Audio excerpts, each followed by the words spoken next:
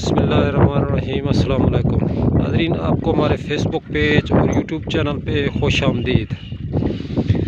तो बात करेंगे आसाबी कमज़ोरी वाले मरीज़ों के हवाले से। जिन पेशेंट को आसाबी कमज़ोरी होती है, तो आसाबी कमज़ोरी का क्या इलाज है।